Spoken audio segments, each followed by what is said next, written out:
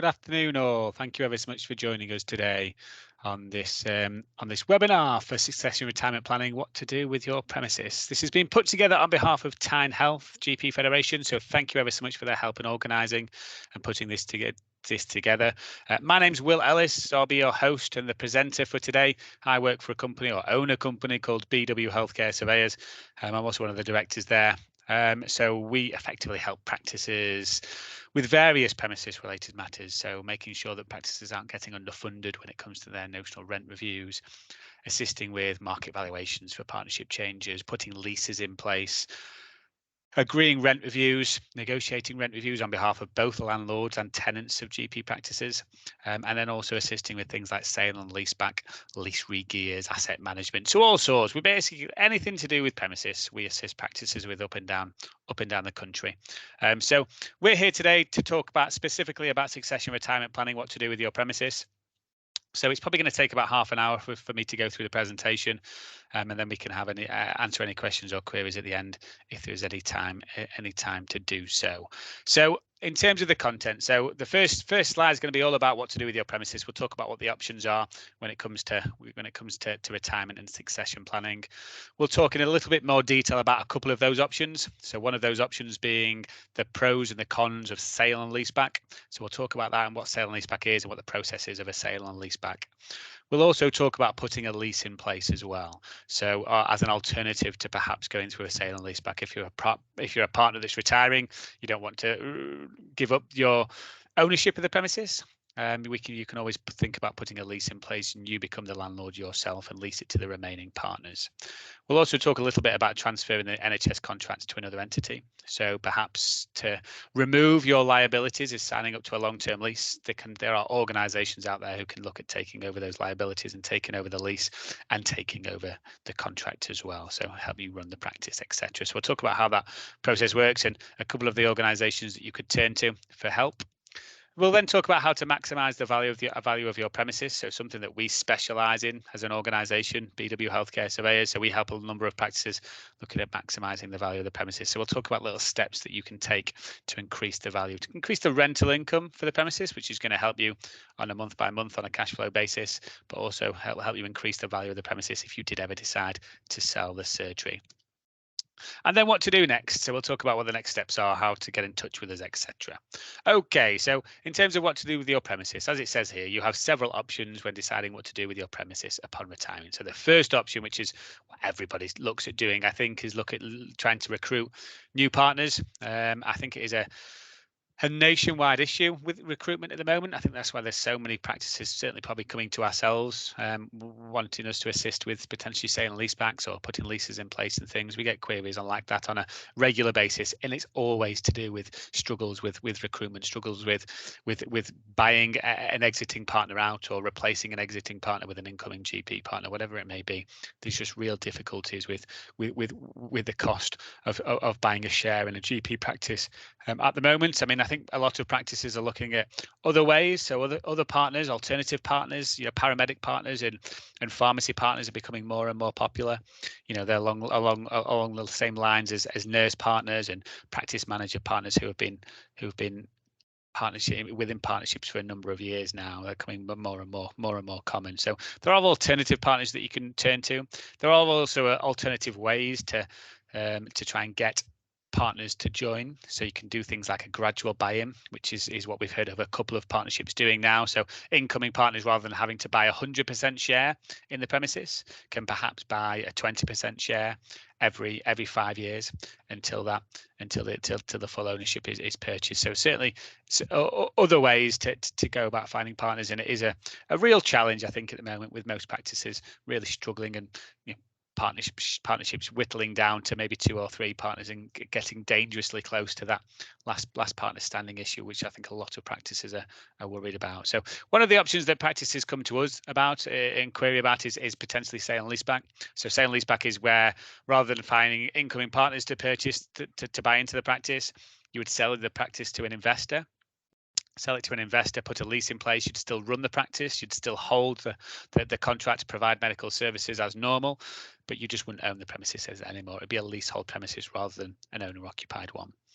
Or you could look at putting a lease in place yourselves. So rather than selling the surgery to an investor, if you wanted to keep hold of that asset, as I said earlier, then you could look at putting a lease in place yourselves. So where the exiting partner would become the landlord and lease it to the incoming partner. So we're going to look at both of those options in a little bit more detail in a moment or two, sale and lease back and putting a lease in place. Another option would be merging with another local practice. So if you have a practice perhaps with a younger set of GPs, they could look at coming acquire your surgery. It's called a merger, but technically it's an acquisition, where they would acquire your surgery, take over your patients, take over the contract, and run the practice on your behalf. Obviously, you could join the partnership if you want.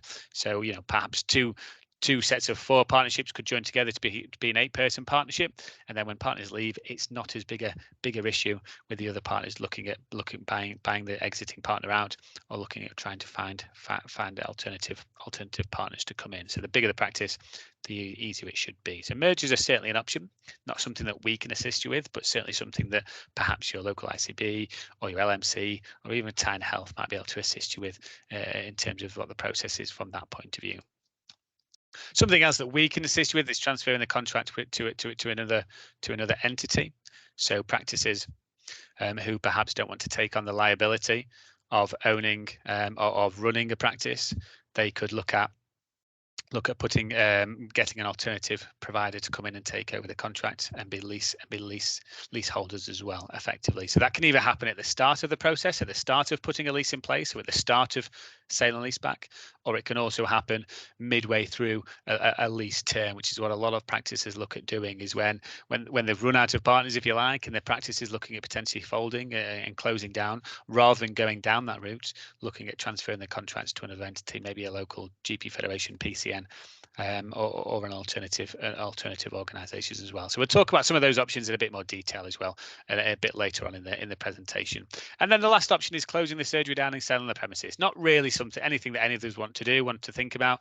It's certainly one of the main reasons why we've put this webinar together, is to help hopefully provide options to practices to avoid having to close the surgery and disperse patients and cause disruption to the community, etc. Not something that anybody wants to do. So hopefully some of these options will help you avoid that option. One of the big downsides to selling the surgery on is because you're going to have to sell it as an alternative use, as an alternative, perhaps a residential or a retail or a commercial entity, and there's a very good chance it'll be worth less as one of those alternative uses than it is as in its existing state as a surgery. So even from a financial point of view, in terms of maximizing the value of the building, it's probably better for it to remain as a GP surgery and then sell it on as a GP surgery, rather than close it down and try and sell it on as an investment opportunity, a development opportunity, which can sometimes have a significant detrimental effect on the value.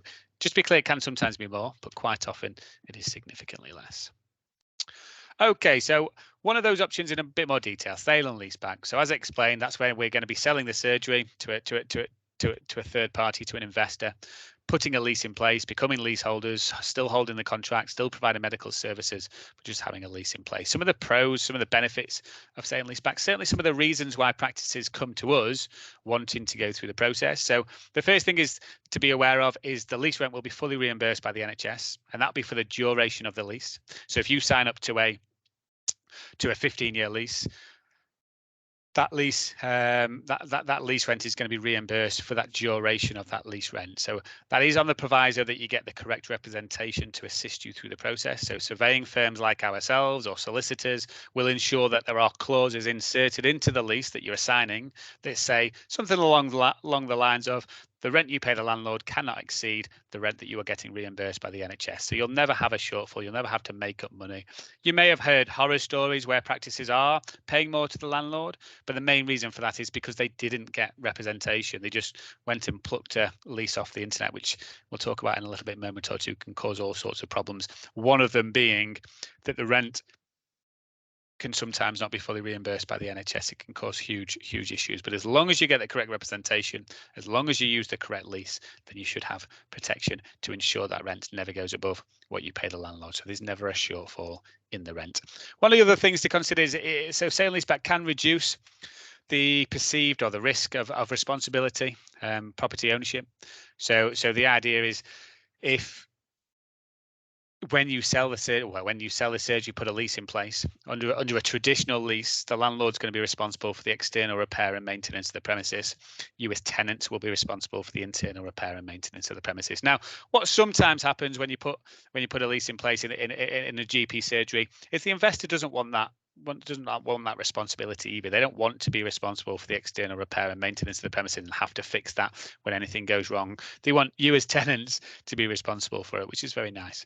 But what happens if that's the case is you as tenants can actually retain a proportion of the rent that you pay the landlord. So rather than receiving it from the NHS and then paying it in full to the landlord, which is what you would normally do, you can retain somewhere between 5 and 7.5% of the rent. And the idea is you put that money into like a sinking fund, and then it just stays there until you need repairs and maintenance of the external part of the building. You pull it out of the sinking fund and use that money to pay for any repairs. Now, there is benefits from that, because what it means is if things go wrong, you've got that money there. You can ring somebody up and get it fixed straight away. Sometimes when you're waiting for landlords to do it, you can be waiting weeks and weeks, and it can be a bit of a nightmare to sort it out. So some practices actually prefer to have that responsibility and have that control.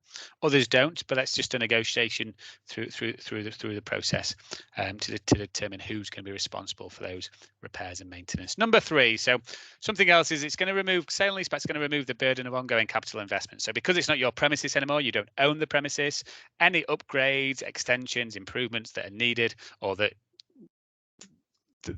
are required will have to be funded by the landlord. It's their responsibility. It's them that's going to have to pay for those because it's not your premises anymore. Sale and leaseback can also help attract new GP partners. So I would say this is probably the main reason why practices go through a sale and leaseback with ourselves, is because they've, as I've said earlier, they're struggling with recruitment, because everybody's struggling with recruiting GP partners at the moment, and they're just really worried about being that last man or last partner standing, last person standing. So going through a sale and leaseback, it can just make it a little bit easier to recruit new GP partners. And the idea is because you're in a leasehold premises rather than an owner-occupied one, an incoming partner is not having to find often hundreds of thousands of pounds for a small share in the premises. They just have to put a signature on a lease, and away we go. So it's just seen as a little bit more attractive. It's not a magic wand. There are still issues with being signatories on leases. There's still liabilities that partners have to consider, but it's just seen as a little bit easier to recruit when you're in a leasehold premises rather than when you're in an owner-occupied one. Also, having a lease in place can generally create a higher premium value of the premises. So if you've ever had a valuation done for a partnership change, when you go through a sale and leaseback, because when you're valuing this surgery as an owner-occupied premises, it is valued.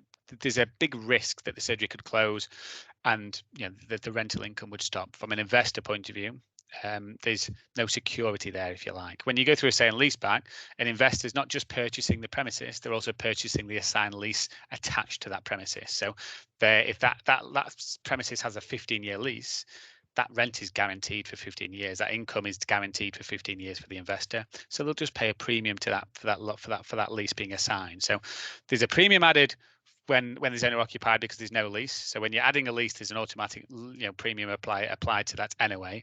But there's also a premium added the longer the lease is. So the value of the premises will go up as the lease length goes up. So a 10-year lease isn't as valuable as a 15-year lease, which isn't as valuable as a 20-year lease, etc. So it just goes up in value. So the main two things that are going to affect the value of a GP surgery under sale and leaseback is the rental income, so the reimbursement that you receive from the NHS, or the pharmacy rental income if you rent any space out to a pharmacy, or if you rent any space out to to alternative therapists. Then as well, it's that income as well from the alternative therapist point of view. So it's any rental income is a major factor. The higher the rental income, the higher the value of the premises, and also the longer the lease as well. So it's your rental income and your length of the lease. If you get those two things right, then you're really going to maximize the value of the premises. Number 6, so it can assist with improvement work. So another probably big reason why practices go through a sale and leaseback with ourselves is because they're perhaps the surgery is not fit for purpose, or it's in need of upgrades and improvements, or they're running out of space and they need extensions, or they need to even redevelop into a new move out and relocate into a new premises. So practices sometimes struggle to fund these things themselves, or don't want to fund them themselves, don't want to take on the extra risk or the extra mortgage to fund these things themselves. There's no access to any funding from the NHS.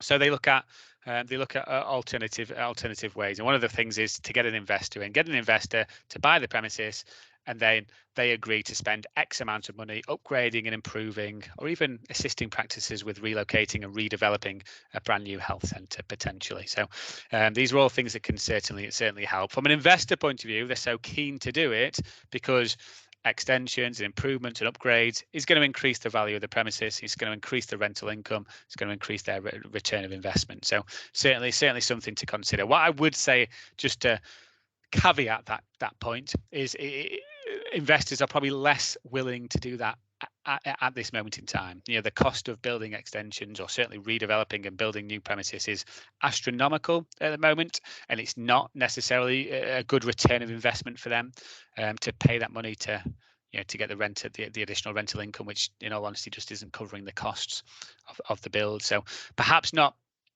the best time to consider that particular aspect. There's no harm in asking. There's no harm in opening that discussion with a potential investor, but certainly something to consider further down the line. If the market picks up, the cost of building reduces, and everyone's happy again, then yeah, perhaps something to consider further down the line. It's certainly not a complete no-go, but it's just a little bit harder to find investors willing to put the money in their pockets to build and to upgrade and improve surgeries. But certainly something to consider.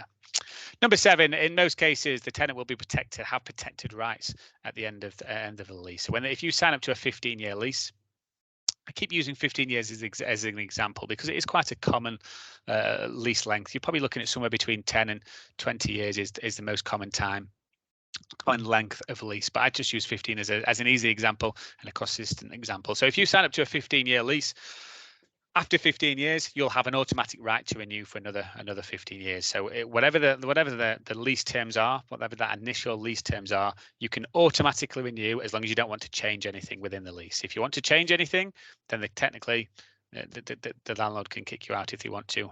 But if you want to keep everything the same, then it stops them from being able to kick you out and get another tenant in, or it certainly makes it very, very difficult. So it's the Landlord and Tenants Act 1954, I believe. So yeah, that's what's going to give you that added protection. Okay, so they were kind of the upsides, some of the reasons why practices come to us for a sale and leaseback. Some of the downsides, certainly some of the things you're going to need to consider before you go through the process. So number 1, leases can restrict what tenants do to the surgery. They may also face specific obligations on the practices. So in terms of the restrictions, if you did want to make any upgrades and improvements or extensions to the surgery, because it's not your premises anymore, as I've mentioned, it's up to the landlord to whether they do that. So just because you need or you want that work done, you're going to have to ask the landlord's permission. Make sure it's beneficial for them to spend that money to upgrade and improve the surgery, because if it isn't, then you might face difficulties. So you don't have that freedom, if you like, to build and extend and improve the surgery anymore, because it's not your premises. And in terms of the specific obligation, so I spoke to a practice only last week whose landlord asked them to redecorate the surgery every 5 years. So they have to, redecorate or repaint the surgery every 5 years, which isn't an uncommon clause. I wouldn't say it's in every lease, but it's certainly not uncommon. So it's not uncommon for landlords to ask practices to redecorate every 3 to 5 years. So you may see clauses similar to that in your lease if you go through the process. There will certainly be a clause in the lease that asks you to keep the surgery in its current state of repair. So whatever the state of repair is on day 1 of the lease has to be the state of repair at the end of the lease. Otherwise, you can face financial penalties effectively to bring the surgery back up to its original state of repair. So those are certainly things you're going to need to consider. You're going to have liabilities under the lease as well, including rental payments. So again, this is probably a big thing that puts off any incoming partners, is taking on that liability, taking on that long-term liability. If you've got a 15-year lease, it's your signature on the lease. It's the individual partner's signature on the lease rather than as an organization. It's the individual partners who will be signatures. So as individuals, you are individually liable for the rental payment. So if for whatever reason the surgery closed, for example, if you decided to close, you couldn't keep it open, but there's still years left to run on the lease, you're still going to have to pay for the rental for the rental payments on the lease, even though the NHS probably aren't going to be reimbursing you anymore. So yes, the NHS will fully reimburse you for the duration of the lease, but that is only on the proviso that you still provide medical services, that you still hold the contract and assist NHS patients. If that stops, then the reimbursement is going to stop. As simple as that. But you've signed up for that long-term lease. So you might have signed up to a 15-year lease, and in 7 years something happens and all the partners decide to leave and close the surgery down. You've still got 8 years to run on that lease. You're still going to be responsible for the terms of the lease, and you're going to have to find ways to make those rental payments. So it's just worth considering that is your liability as individuals. So just again, like I said, something to weigh up. Yes, there's a benefit of signing a long-term lease because it's going to increase the value of the premises, but that long-term lease is also going to increase your personal liability. So it's just weighing up the options. It is worth considering as well that even if your fear is that, perhaps we go through a sale and leaseback with a lot of practices who are perhaps signing up to a 15-year lease, but they're going to be retired in 6-7 years. They're going to be gone. Now they might not be able to find anybody to come and replace them. But if the surgery is in a location where the patients can't be easily dispersed to another practice, so there's no other practice within reasonable distance, certainly if it's in a rural location, then it's going to be very, very difficult. If it's a purpose-built premises rather than one of these converted houses, again, that's going to be very, very difficult for it to be sold on as anything other than a surgery. So these things are worth considering, because if that's the case, if you're in a rural location, or when you're in a location that doesn't have easy access to alternative GP surgeries, and you're in a purpose-built premises and it's relatively new, then there is a very, very good chance that the NHS are going to keep that open. They're not going to want to close that surgery down. They're not going to want to have the headache of dispersing the patients and figuring out who's going to provide those patients medical services and under the GMS contract. So it's worth considering that the NHS will do everything they can, and they would look at controlling it themselves. We'll look at transferring the contract to other entities, which we'll get into in a moment or two. The NHS will bend over backwards to keep the surgery open. Now, if you're in a location with 1,200 patients and there's a surgery down the road that's all singing, all dancing, purpose-built surgery, the NHS probably aren't going to care if you close, because the patients will just easily get dispersed down the road. So it really is a unique and an individual circumstances, and you're probably going to know better than anyone what the likelihood is of your surgery ever closing down. If there's a very good chance it's always going to stay open whether you're there or not, then I don't think it matters you taking on that extra liability. But if there is an issue, then that extra liability can cause issues further down the line, and it's certainly worth considering. Okay, you're also going to have early redemption penalties as well. So if you've got any outstanding mortgages on the premises, it's worth finding out what those potential early redemption penalties are. They can sometimes be astronomical. So just pick up the phone and find out what they may be. Also, you're going to have to have at least 2 signatories on the lease at all times. So if there are 5 partners, for example, technically the first 3 partners can leave without having to find anybody to replace them on the lease. When you get down to those last 2, then the second to last person that leaves, the second to last partner that leaves, is going to have to find somebody to replace them on the lease. Otherwise, they're going to remain liable for the terms of the lease for however long that remains. So very, very important. And if you're in a single-handed practice, then you're going to have to find somebody else to come in to take over before you can sign up to that long-term lease. So very, very important that you've got at least 2 signatories on at all times. And then there's going to be tax implications as well. So when you sell the surgery, stamp duty, land tax, capital gains tax, whatever it may be, just make sure you get specialist advice from a independent primary care accountant who will be able to assist you with any queries and advise on those tax implications. And very briefly, in terms of the process, if you did want to go through a sale and leaseback, the process would be, a specialist surveying firm like ourselves would come out and give you an idea of what the surgery would be worth on the open market. We'd look at agreeing the heads of terms, so talk to you about what lease terms you're willing to sign up to, so that length of lease that you wanted, and whether you wanted, what your repair and maintenance obligations might be. Once that's all been agreed between the partners, that lease, so that heads of terms, the main terms of the lease goes to the NHS for approvals, and then once you've got those approvals, then it's a case of going to market, negotiating with any interested parties.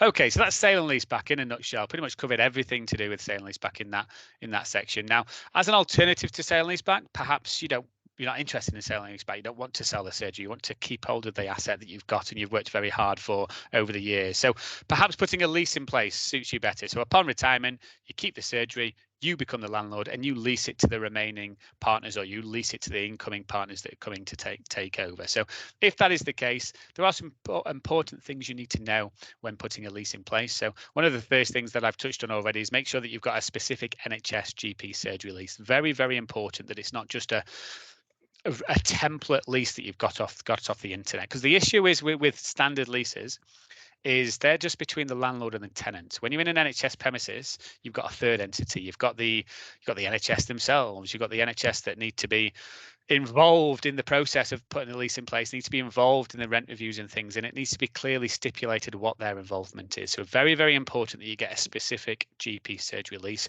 Then it's very, very important that that lease gets approved by the district valuer and the NHS. So the district valuer will undertake what we call a value for money report, and then the NHS will agree whether to accept that, whether to approve it, whether they're happy with the terms of the lease and the rental liabilities that they're taking on for the premises. Then it's very, very important that you clearly state the landlord and tenant's responsibilities. So who's going to be responsible for things like the repair and maintenance obligations, etc.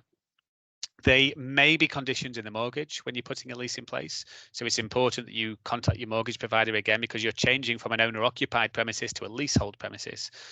There may be covenants or restrictions in the mortgage that prevents you from doing that. So you may be voiding the mortgage effectively by becoming a leasehold premises. So again, just worthwhile picking up the phone to the mortgage provider, making sure they're okay, making sure they're aware, making sure they're happy with you changing from owner occupied to leasehold. And then there's going to be some tax implications as well. There's tax implications for every single thing we do these days, and putting a lease in place is no different. So just make sure again that you get specialist primary care accountancy advice when you're putting a lease in place.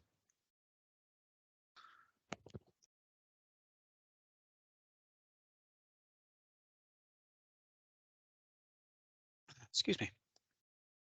Right, next, so transferring the contract to another entity. So it is a great option for failing or struggling surgeries, so surgeries that are thinking about closing the premises or struggling to keep open because of recruitment issues. It's also a great option for practices who are mid-term in their lease. So if you go through a sale and lease back and you're perhaps 5 or 6 years into a 15-year lease and you're struggling to keep the surgery open, you're thinking about retiring, etc., then there are organizations who can come in and take over the contract, take over the running of the surgery, and become signatories on the lease. So one of those organizations, or a couple of those organizations, are PCNs or GP federations. So just recently, in September 2023, so a couple of months ago, there was a PCN that were awarded a GMS contract in Hertfordshire, I think it was.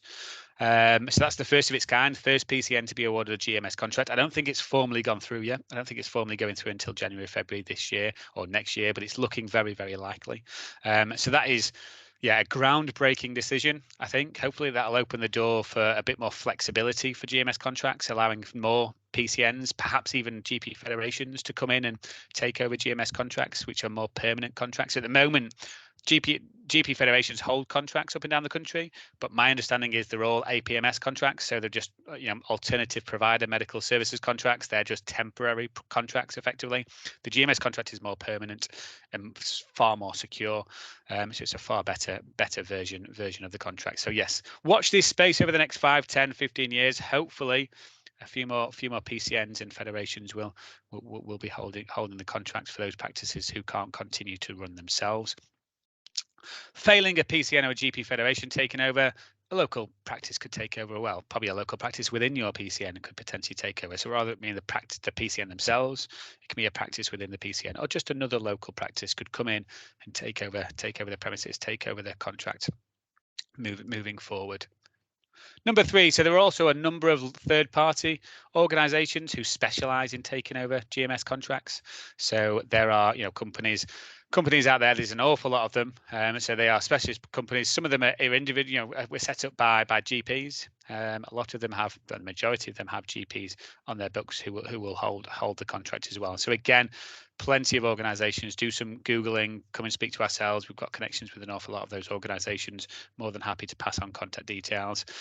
Also employee-owned trusts. This isn't hugely common. I'm aware of only probably one practice who has this at the moment. So it's the John Lewis kind of style ownership. So rather than the contract and the building being owned by the GP partners, so just 3 or 4 partners, the building and the contract is owned by the whole of the organization. So all 30 or 40 staff, how many there are, So all the nurses, all the admin staff can have the opportunity to buy shares and own part of the premises and hold the contract. So it just separates it or spreads out the liabilities. So certainly a good option.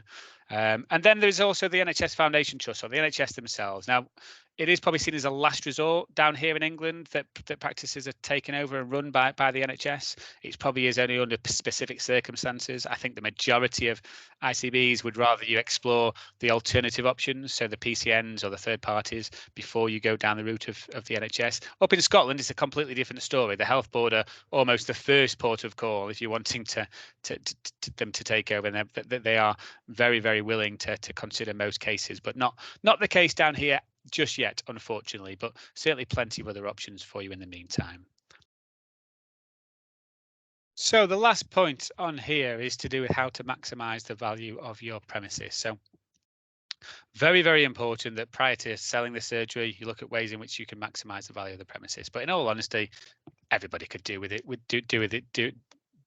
maximizing the value of their premises, regardless of whether you're wanting to sell the surgery or not. So the main way of doing that is getting your notional rent checked by an independent surveyor. So just making sure that every time you have a notional rent review, it is checked to make sure that the proposal is in line with the current market. Make sure you're not getting underfunded. So companies like ourselves or other surveying firms would come in and just check out all the details and make sure the proposal from the NHS is correct. Other things is ensuring your lease agreements and rental amounts are up to date. So if you rent any space out to a pharmacy or a dentist or an alternative therapist, just making sure that those leases haven't expired, and if they have, looking at renewing the leases and just making sure that those that there's no outstanding rent reviews. Make sure the rent reviews are all up to date as well. And then you're looking at making the most of any spare space or non-reimbursable area. So if you do have any spare space, which I think everybody finds hilarious at the moment, but if you do manage to magic some spare space from somewhere, just making sure that that space is fully reimbursed for notional rent. If it isn't, then looking at trying to get an alternative therapist perhaps to rent the space out to increase that rental income. And then you're looking at upgrades and improvements. So, look at any upgrades and improvements that you can do to the surgery, which should increase the notional rent. And then equally extensions as well. Obviously, building an extension is going to increase your floor space. It's going to increase your notional rent. It's very, very important when you're making upgrades and improvements and looking at potentially extending the surgery that you do seek NHS approval for that. They aren't obligated to give you notional rent for any extensions. So it is at their discretion as to whether or not they do. So very, very important that you seek their approval prior to going through that process. Okay, so ultimately, all those things when it comes to maximizing the value of the premises are all about increasing the rental income effectively. So if you can increase the rental income on the premises, even sometimes by as little as £1,000, it can increase the value of the premises by 10, 15, £20,000. So it can make a real big difference to the value of the premises. Okay, so that's pretty much it for me. So whatever you decide to do next, it is so imperative that you seek professional advice. So not just from surveyors like ourselves, but also accountants and solicitors. You can also have a conversation with the local GP Federation. I'm sure Tyne Health are more than happy to have a discussion with you for any help they can offer. Local LMC and also the ICB. Just involve as many people as possible at an earlier stage as possible to just assist you through the process. Make sure that you make the right decisions, not just for you as a partnership, but for the community, for the patients, for the NHS themselves as well. So very, very important to do that. From my point of view, I'm always here. So, feel free to give me a call anytime within working hours, ideally, or send me an email equally. I'm more than happy to have an email conversation, or more than happy to even set up another Teams call to talk about your particular circumstances within the partnership or within the practice if needed. Always here on the end of the phone as well, just here to offer help and advice about anything that we've talked about today, succession planning, notional rent reviews, whatever it may be, just here to help and offer help and advice where we can. So I hope you've all found it useful. I hope hope there's been some key takeaways. If you, like I said, if you do have any questions, let us know. But look, I'll leave you all to your very, very busy days. We'll hopefully catch up really, really soon. Have a great rest of the day, rest of the afternoon, and the rest of the week, and take care.